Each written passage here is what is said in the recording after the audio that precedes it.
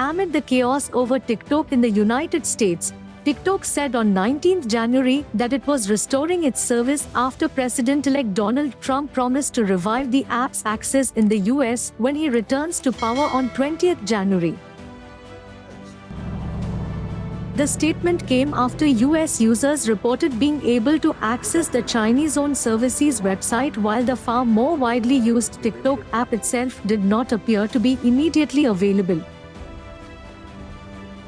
Taking to X, TikTok said, "In agreement with our service providers, TikTok is in the process of restoring service.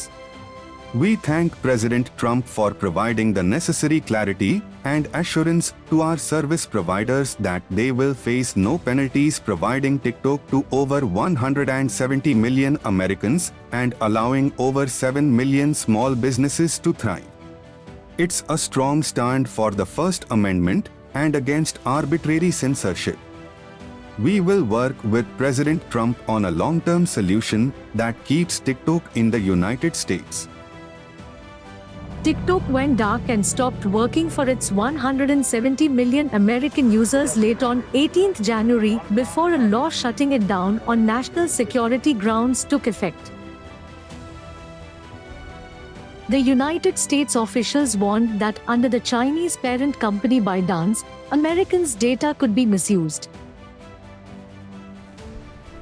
President-elect Donald Trump said he'll allow the Chinese firm TikTok to be operational in the United States. He further stated that he would like the US to have a 50% ownership position in a joint venture. Notably, Donald Trump recently held talks with Chinese President Xi Jinping and also discussed TikTok. Along with TikTok, other ByteDance apps like CapCut and Lemon8 were also offline, unavailable in US app stores by late 18 January. It is noteworthy that President Biden had passed the baton to the next president, Trump, to decide on the fate of TikTok in the United States.